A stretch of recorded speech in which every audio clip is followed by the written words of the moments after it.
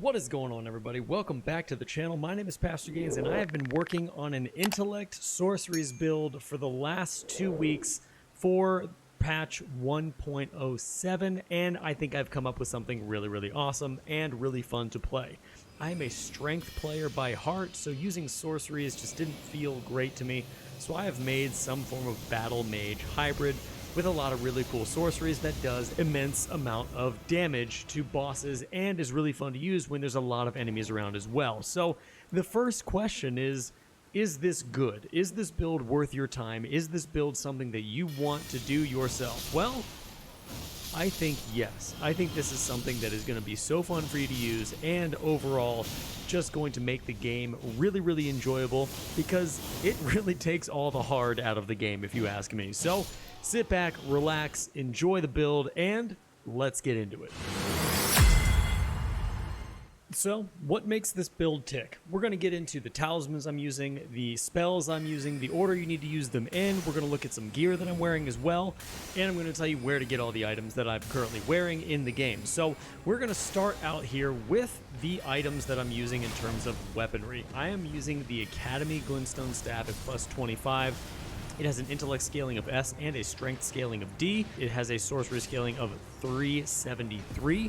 I am in new game plus 4, so this helps out a lot, especially when it comes to doing damage with the spells that I've chosen. And my secondary weapon is Loretta's War Sickle. Now, this has an intellect scaling of C, and it's not the best, but it is super fun to use, and I really like its Ash of War, Loretta's Slash, which just allows you to do a lot of magical damage to the enemy when you are up in the air and you come down and hit them with it. Now, one of the things that I also really like about this particular spear type weapon is the fact that its moveset is almost unlike any I've ever seen. There's only a few weapons in this game that have this particular moveset, and it's more of a swinging motion than a sweeping motion. You hold the spear pretty close to yourself, the range kind of goes down a little bit, but you can swing back and forth really easily. So this makes it really great to switch to in tough situations where you can't get off a spell, but you can slash a bunch of enemies around you. The other item that we are using here when it comes to weaponry, I use this sometimes, is the Jellyfish Shield because of its Ash of War, Contagious Fury. This allows you to get a attack power boost of, I believe, 20% that allows you just to do more damage overall. So this is something that you can do right before you hit a boss, or if you're about to hit a grouping of enemies, you can equip this, use this Ash of War, and do more damage overall. So when it comes to what I'm actually wearing for my armor, the majority of this stuff is only for aesthetic purposes. However, some of it does serve a bigger purpose than just for aesthetics. I think it looks super cool. Looks very battle mage-esque with the cage around the mouth and the giant hat with the armor gauntlets and the armor legs. So here's what I'm using for equipment. I'm using the Preceptor's big hat. This is going to give you a boost to mind, but to the deterrent of stamina. So you're going to lose some stamina, which does not matter a ton when you're running an intellect build and you're casting all the time. So the increase to mind, which is going to give you more FP, is just going to be where it's at. The chest piece is specifically only for aesthetics. It looks cool. I love the red and the gold combination, and it matches very well with the next two items that I'm using as well, which is Radahn's Gauntlets and Radahn's Greaves. The main reason that I'm using these two heavy pieces of gear is because I need poise. I typically am around a lot of enemies all the time in this game, so the poise is going to help with that whenever I get hit, or if I'm trying to cast, the poise will help me not get staggered as badly when I'm casting. Alright, so now let's move on to the different talismans that I'm using. All of these kind of work together and stack together to make this build work. So the first one we're going to be looking at is the Dragon Crest Shield Talisman plus 2. This talisman is going to be located in the Crumbling Waste of Azula, off of a corpse right here on the map. As you can see, if you go to this location, you are going to be able to find this. I am in new game plus 4, which is why I have the plus 2 variation of this. It is great. I get hit a lot because I'm not amazing at this game, but I do enjoy having the extra physical damage negation stacked onto my build. Now for this next talisman I'm using the Graven Mass Talisman, and this greatly rises the potency of my sorceries. And what's cool about this talisman and another talisman that I'm using is that they stack together, giving you a plus 12% damage of your sorceries. So between the Graven Mass Talisman and the Graven School Talisman, these are going to really boost your damage well, and you really need them for this particular build. The Graven Mask Talisman is going to be found in a chest atop Albanarg Rise. It's going to be east of the Consecrated Snowfield, so that is where that location is going to be. And then also the Graven School Talisman is going to be found in the Raya Lucara Academy behind the illusionary wall, where you find the Comet Sorcery. If you go up the ladder, jump down the other side, you're going to end up in a giant room of jars, and it's going to be sitting there on a mass of crystals. That is where you get that particular talisman. Like I said, both of these give you exponentially more sorcery damage. They're definitely required for this particular build. And finally, for our last talisman that we're going to be using, we're going to be using the Magic Scorpion Charm, which is going to raise magic attack and lowers damage negations. You take more damage, but you're going to do a lot more damage in return. This is actually going to give you a 12% magic damage buff, but you are going to increase the damage you take by 10%. So you give and you take, but this is really, really good. It's going to really help out with the other talismans that we've put together in this build. And overall, you're just going to do a crap ton of damage. This really could be described a little bit as a glass cannon build in some regards, minus the poise gear that we have currently on. The ashes are really where this build really starts to shine and really allows you to do what this build is designed to do. So let's take a look at the ashes really, really quick, and then I'm going to show you exactly how this build comes together and what you have to do all the damage that we can.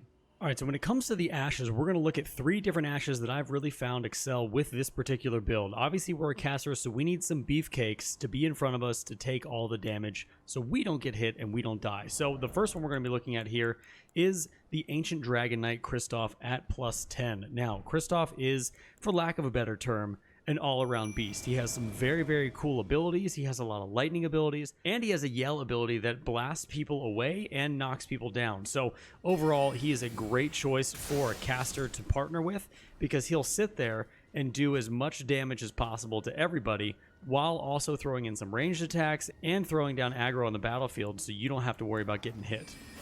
As you can see, there is the yell ability that he was just using, as well as there is a lightning strike ability that he calls down some lightning and does a ranged attack damage. He can spam this, and he can also single cast it. It also allows his lightning weapon to be imbued with lightning, which does extra damage on top of what he already does. I think he's a great choice, definitely somebody to check out if you're looking for a good summon partner, so definitely give him a try. Now, the next summon we're going to be using is the Night Maiden and Sword Press Puppets at plus 9. These are really, really interesting. I wasn't 100% sure what I thought about them, but they are super aggressive, and they also just keep attacking over and over and over again without relenting almost at all. It's a really, really cool thing to see. The second they hone in on a target, they just go for it, and they don't stop until the target is done. This allows you to sit back. They can do the entire thing for you. They evade, they go in and out, they have a whip ability, and they have a close range ability. So pretty much what happens is one stays close and the other has the whip ability from afar, and they just sit there and they take every single person out. They are good more so with NPCs than bosses, although they do a great job with bosses as well.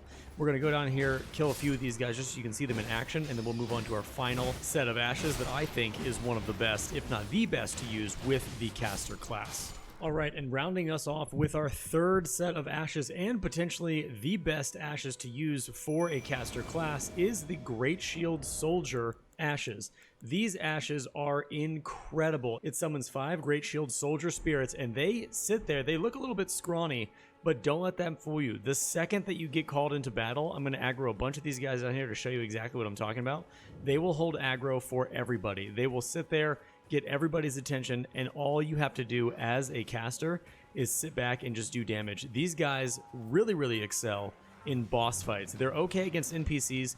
The only big problem that I have found with these guys is that when you are dealing with a dragon, for example, anything that has a giant area of effect is going to be a huge problem for these guys because they all group together. So if there's anybody that is of note that can take out a lot of people with, let's say, Scarlet Rot or a big fire attack or something that's going to hit multiple people at once, that is where they really weaken up. But other than that, these guys do work. I love using them. I love to sit back in boss fights while they gain all the aggro, and I can just sit back and cast, and it is caster easy mode, I promise you. So if you have not used these ashes before, would definitely recommend it.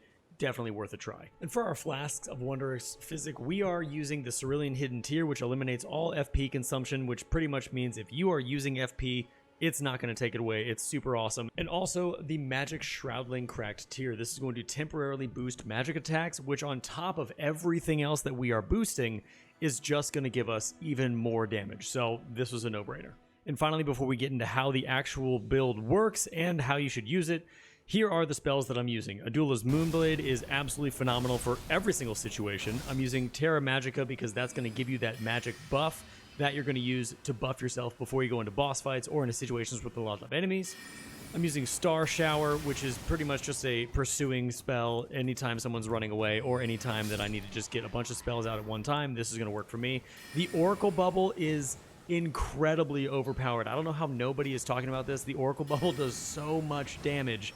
It is a little bit weird to see you casting bubbles in an enemy, but it does a crazy amount of damage, and I love it. Also, to get in and out really, really fast, the Carrion Slicer, this spell is a lifesaver. You can typically attack before the enemy starts attacking you, and it does a really good amount of damage. The obvious one is the Comet Azure. This is for every single boss fight ever. After my Great Shield Ashes are out, I can sit back and I can cast this with ease and knock out any boss that I so choose. Then finally we have the Comet, which is pretty much your run-of-the-mill casting spell. This is just going to do a good amount of damage, and if I do want to use another spell in this last slot, I'm probably going to use the Shard Spiral, or potentially the Carrion Phalanx, which is going to just give me a little bit more defensive abilities against other mobs and bosses and that sort of a thing. Alright, so how does this all come together? What do you need to do in order to make this build work? So, we're going to approach this boss here. I'm going to summon my Shield Ashes, and then I'm going to cast Terra Magica. Then I'm going to drink my Flask, and I'm going to cast Comet Azure on the boss, and you are just going to watch him disappear.